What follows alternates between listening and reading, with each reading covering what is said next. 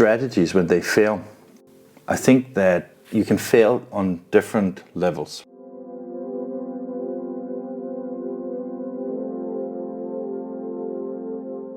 Sometimes it's the toughest ones that you can get through is that basically you go out of business. I have been in that situation, and that was not fun. My name is Morten Reitoft, and I'm the editor of English TV and English News. You can always come with excuses that it's because of the market or it's because of, in our case, our bank went out of business, so we had difficulties finding a new bank. But when the day is over, it's basically because I was not good enough as a CEO and a manager of that company, to be honest, right?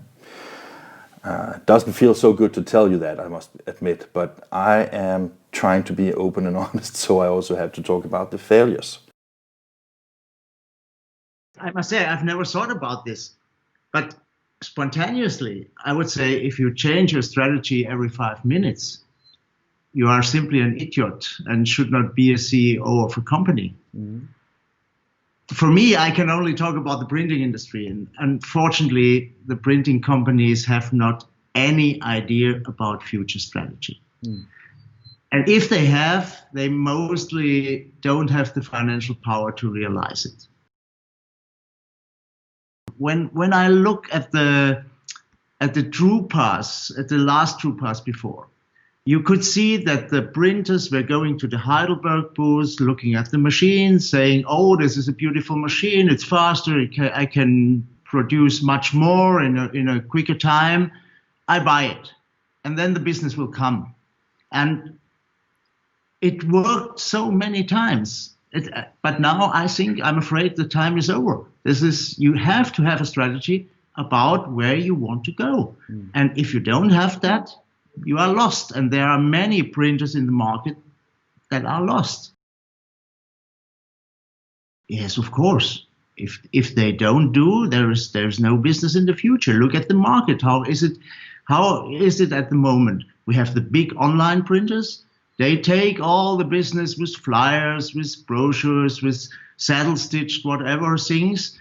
Then we have the advanced digital printers. They are connected to online business.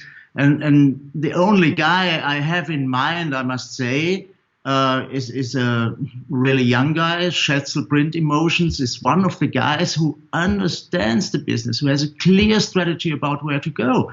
And I think he's successful. I don't know his figures, but I'm sure he's successful. His marketing, everything is a perfect package about how you should act in the printing industry. What I have learned from this one, however, is trying to build something that has a stronger ideation, so the fundament of the company is bigger, better, more well-defined. I always also try to build something that has a stronger economy, which was, to be honest, been a little bit difficult here during the crisis, because we came from a very good situation up till Drupa, and then with the postponing of Drupa, quite a lot of business went away, to be honest, right?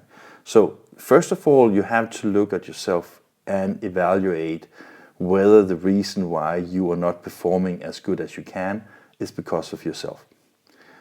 It's a very, very difficult job to do and to think of. But I think if you're very, very honest with yourself, you can take a look in the mirror. I'm sitting in front of a camera, that is a little bit intimidating, but you can take a look in the mirror and look whether your business is developing in a positive direction or not. If you have been heading the company for some time and the company is not developing into more profit, into growth, or maybe recognition in the market, or developing new service and product, I think it's time that you really, really consider your own future. What are the customers or your customers' problems? Even if I didn't have identified these problems in regards of printing and supply chain or whatever, you have to think about what are the problems? How can I help them to solve the problems? How can I help them to make better business? And okay, this might not be the academic version of strategy discussion. But if you think about that, and if you do that with all your customer segments, like, let's say, automotive, finance, IT, whatever, and you define these targets, then you have a good chance for a new business in the future. And my point is that I say that it's a good strategy. Sometimes people say, yeah, but I don't have the money that can bring me from A to B. Sorry to say that it's either a wrong strategy or it's a too bold strategy. And I just recalled the title of a book. The title is How to Eat an Elephant, and the answer is in smaller bites, right? You cannot take an elephant and eat it in one bite unless you have a very large mouth, of course. But the thing here is that goes also for strategies. If you build a strategy that is too bold or too big or too ambitious to have in one go, then have like milestones, take them steps by steps, and at least work in the right direction. And that can be from everything from investments to staffing to marketing to what kind of products and services you want to do. But if you don't do anything, I'm pretty sure that you will be in the same position as you are in now, or maybe even in a worse situation. So that is, of course, important to do that. Then you can say that, okay, should I write it down? Should I spend a lot of hours in writing some kind of article or some kind of business plan or some kind of, internal memo for things? If you're a one-person company, that might work. I once spoke to a consultant. He said, if you can't remember your idea tomorrow, then it's a bad idea. And I tend to believe him, and I think that's right. So when you write down a business plan, it might not be so important if you're just a one-person company. If you're a two-person company, let's say that you're two owners, you have a partner, I think it makes a lot of sense because you have to communicate, you have to agree on where you want to go with things. So that is another reason for putting it on paper. Another thing, and that is if you have even more people involved in your company, that can be employees, it can be stakeholders, it could be shareholders, it could be anybody basically, even your wife maybe, right? You end up in a situation that, hand over the document, explaining your current situation and where you see your own future. That can be it's a very, very tough process to do it. But when you're done with it, I'm sure you will love it because that is where your minds get to paper. And that is where you can afterwards start, mingling with the milestones and turn the plan into operation. And I think that is one of the things that you should really consider the value of the business plan or the strategy is to be able to make it operational. The most important thing in a strategy is to have a look in the future. You have to have a stomach feeling about where is the market going. What are the needs of your customers? Always talking about the printing industry, not talking about other industries. Mm-hmm. And when I think about Daimler, Tesla, Heidelberg, HP, and so many others, they forgot the market. They forgot the future. They thought, okay, the diesel it will be there for the next 100 years. But now it's not longer the diesel, and Tesla is not only a car. I say it's a smartphone with wheels, and this is the tremendous difference to Daimler. Yeah. Honestly, I downloaded the app Mercedes Me, and it's a disaster. If you don't have a strategy, if you don't know where the way is you want to go, you cannot give your shareholders any answers to their questions. Maybe you took over the company from your father. Maybe your father was the really smart, really entrepreneurial guy that made that printing company into something special. And maybe the times are different now. Maybe it's not as easy as it used to be. And maybe we can blame it on the internet, and we can blame it on social media. We can blame it on thousands of things. But maybe we can agree. I don't know if we can. I hope we can. But I think that there's so many opportunities in the market. So as a printing company, if you can't produce what you have produced for the past 10 years, it's not because the demand on print in general is falling, it's changing. And that is why we see a shift from offset to digital. That's why we see a shift into packaging and labeling. It's why we see textile and large format and all these different segments. They have tremendous growth, and some segments in the printing industry, also in the commercial printing industry, see extreme growth. For example, the online printing companies and the specialists, the niche printers, they have also good times. I think that this COVID-19 situation is changing a lot of things. Some of the things that some of us have been talking about already is what kind of equipment is needed after the COVID-19. Will it change the demand of print?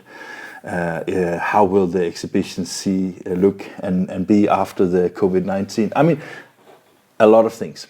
And all these things comes basically back to the fact that about strategies. Before talking about how a strategy or why strategies fail and what the consequences of this is, maybe we should take a little look into what is a strategy.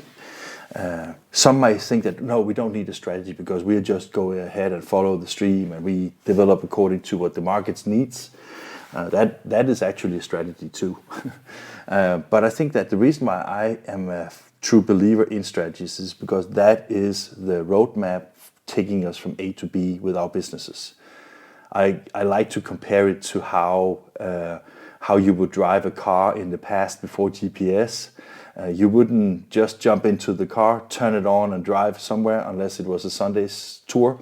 But if you wanted to go from A to B, you would probably use a map in order to make sure that you get there in the shortest possible time and on the best roads and all these kind of things. And a business plan is essentially the same. It is defining how you get from where you are to where you want to be. Yeah, I must say I'm a little bit old-fashioned in this case. The normal style today is we love each other. Let's have another meeting. Let's discuss. Could this strategy be the right thing? Is everybody feeling comfortable? I say the only way is to make it top down. You give it and you drive it through the company. Of course, today it's a big risk if you have one guy in front.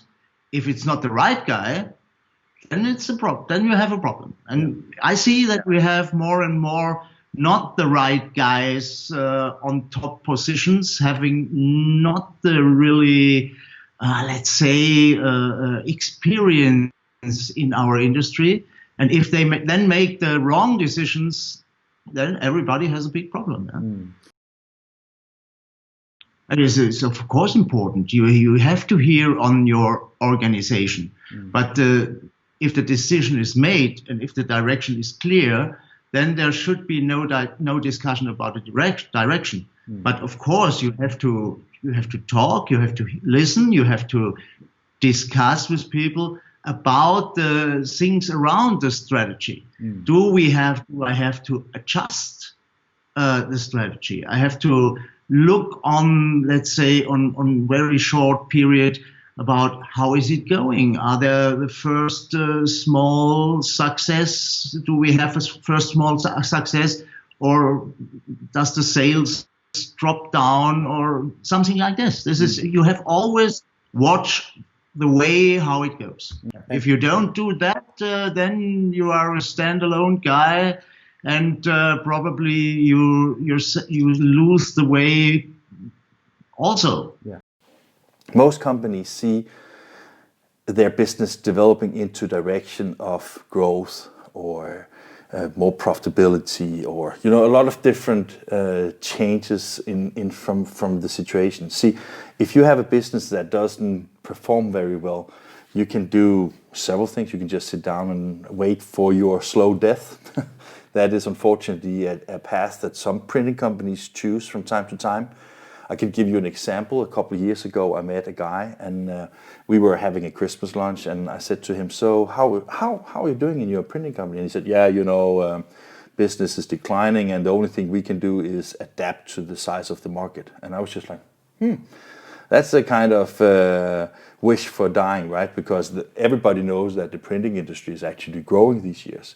So if you have a printing company that doesn't grow or doesn't have anything or don't have anything that is developing towards making your business better, it might be because you are simply selling the wrong products, serving the wrong segments in the market, maybe not very good at defining what kind of products you want to sell. So you have to do something, right? And just to have a little curl on this story, that guy, he sold his business and is now retired. And I hope he got a lot of money for his business. I doubt that he got the same amount of money as if he sold it when it was a way larger company. And you can of course choose what should he have done, because maybe he was thinking of an early retirement. Maybe he was just thinking that I don't want to or can't invest enough money to grow this company. There might be multiple reasons for why you choose to have the passive way of understanding your business and where you want it to go. But it could also be because some people get a little narrow-minded with age, including myself. So then I can shoot at anybody because I see that in myself as well. Because the only way that you can develop your business, in my opinion, is basically that take the opportunities as you see them. But if you don't go out and see anything, how should you get inspired? How should you find new ideas?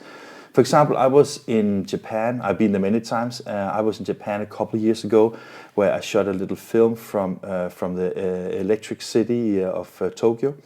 There's print everywhere. I tell you, literally everywhere. That is on the floors, in the windows, on the facades. It's leaflets and brochures when you get in. There are even people that hand out the leaflets when you're passing by. It's postcards. It's like everything. And I was just thinking that, when you are in a market where there's so huge consumption of print, it should be an inspiration for a lot of printers to say that, okay, we do have capabilities, we do have a production, we just have to inspire our clients to use print more than just sit and wait for the sudden death. And you can say, what does that have to do with the strategy? Yeah, the strategy, I'm not in a position to tell you what to do and what you shouldn't do and things like that. That is not my point. My point is simply that a strategy that takes you from A to B is your understanding of your current situation and where you want to be in the future. Yeah, fear is not good in an organization. I must say, the problem is that if you sit there as a CEO, you don't believe that the people have fear from you. You think, oh, I'm the nice guy. Everybody loves me, but this is a really, really tricky thing to get a real feeling about how is it in your company and in which strip are the people. It's not easy. I think that some might be thinking that, okay, we should do a business plan because our bank requires us to come with a business plan. And yes, they do, because they don't want to lend you any money, or nobody wants to invest in you if they have no kind of, I wouldn't say security, but at least, an understanding that you are working on something that they can also believe that gives them certainty about your development. So some people believe that you should make the business plan or the strategy because of the bank or because of the auditors or because of investors. Don't.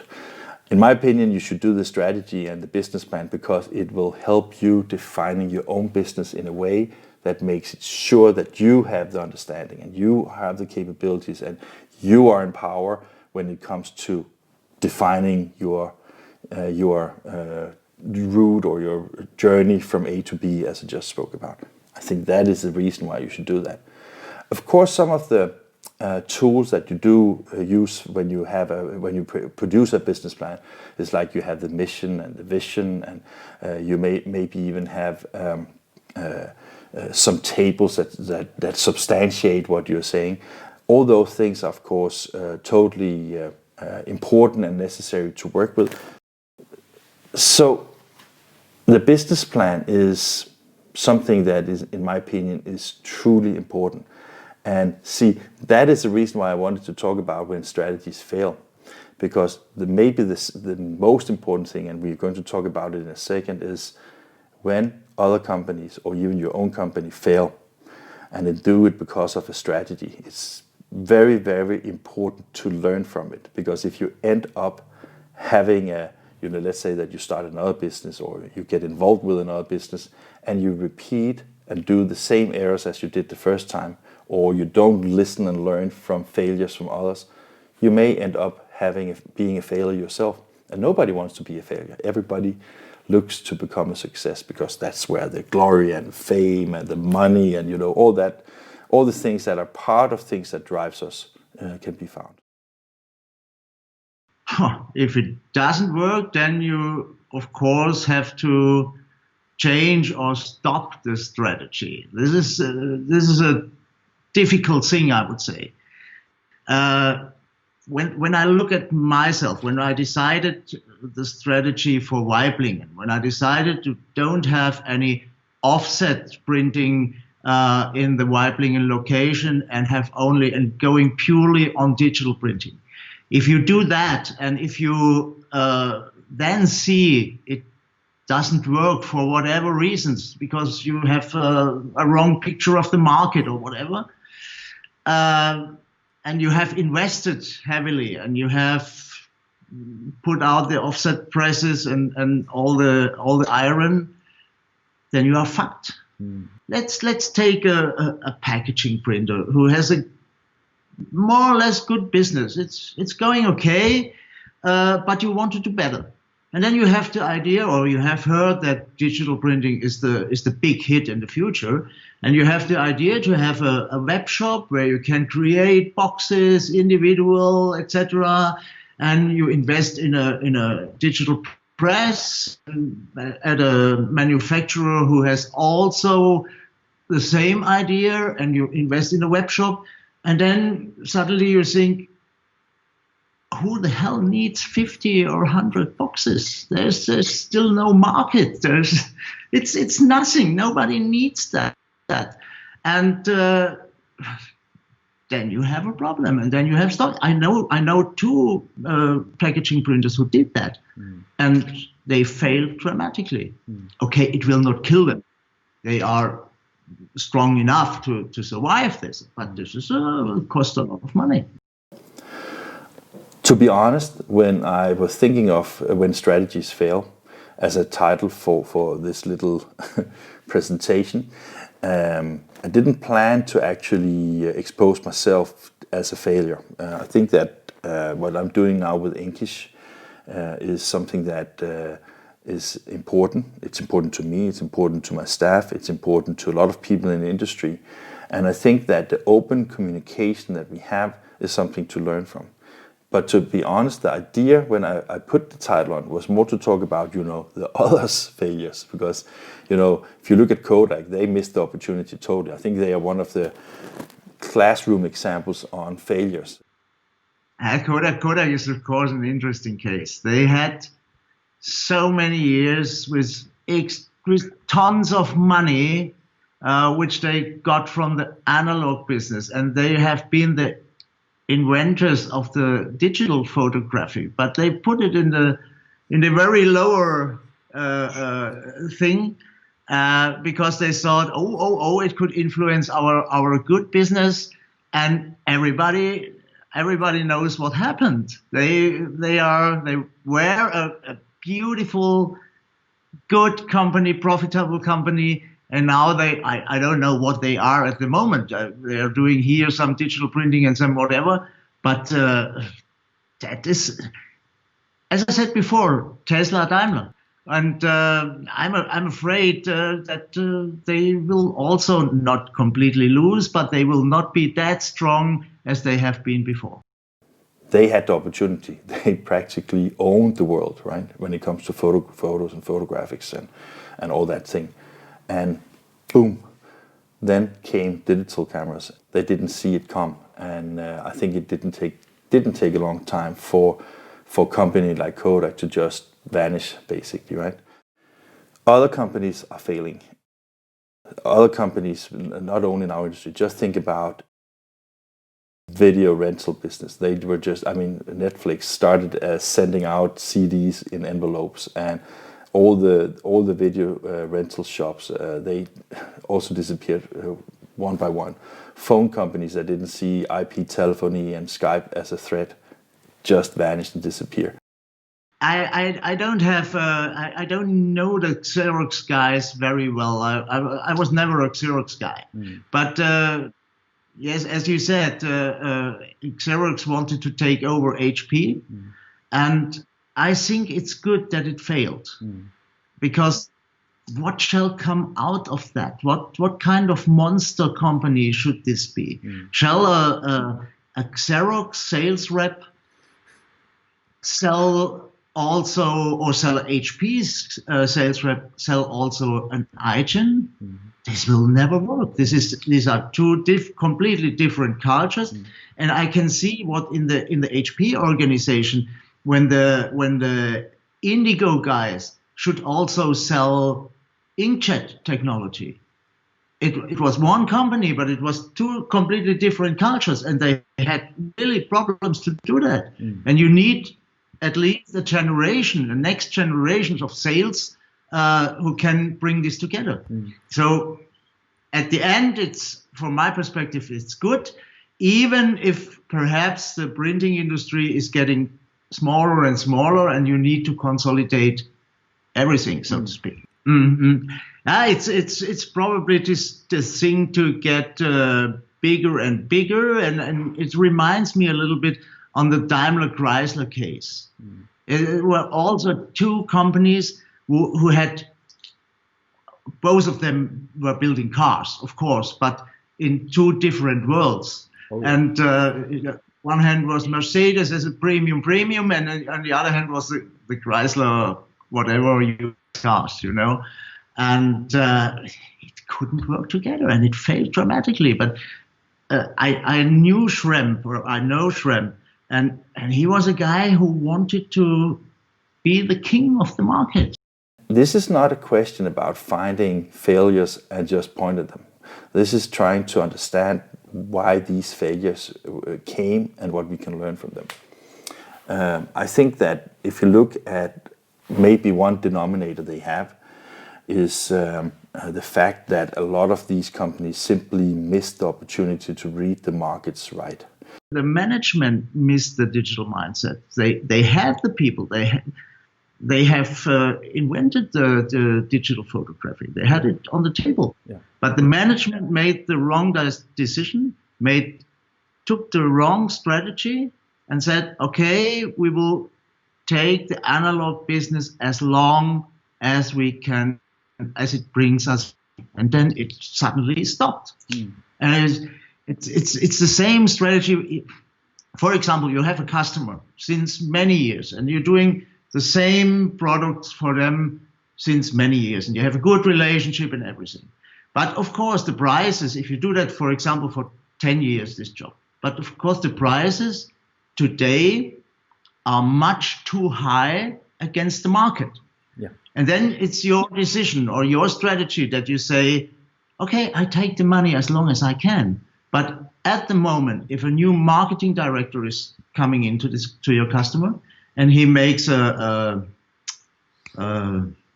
Ausschreibung. He wants to maybe test the market and figure out if he And then you are suddenly 30% higher than your competitors, then you are lost. What do consumers want? What do the market need? How does the market change in a way that makes sense to everybody to learn from? And when I have been criticizing, for example, Heidelberg and their strategy, simply because I can't see how they are judging the market in how they communicate and things like that. And this is not because I want to point fingers at them, because that's not the media for this one. I'm just saying that when companies fail, regardless of size, regardless of what products they sell, and regardless of what industry, it's often because they misread the market. They misread the demand in the markets. And that is something that you can learn from. If your company doesn't perform well enough today, it's not because your workflow isn't good enough, or your equipment isn't good enough, or your administrative resources are not good enough. I was just about to say maybe not even your sales staff can be blamed on this one, but maybe everything can be blamed on you. If you are the CEO or the managing director of the company, have you been able to define your future and be the inspiration and lead your staff to go in that direction? Because if you die changing direction, of course sad, but at least you did something, right? And if you are a family-owned company and you have inherited the company from a previous generation, you owe it to them, basically. You owe to get into the game and see how you can do a change in your company so you can grow from that. And listen to what the market is demanding is something. Another thing that you can think of, which is really, in my opinion, also interesting part of the discussion about strategies, is we have, for example, last week we had Learn With Us, which is the format of kind of webinars that similar to this one, but in our format instead of in Fracer's and Marcus's format. And we had people teaching about pricing and discounts and things like that.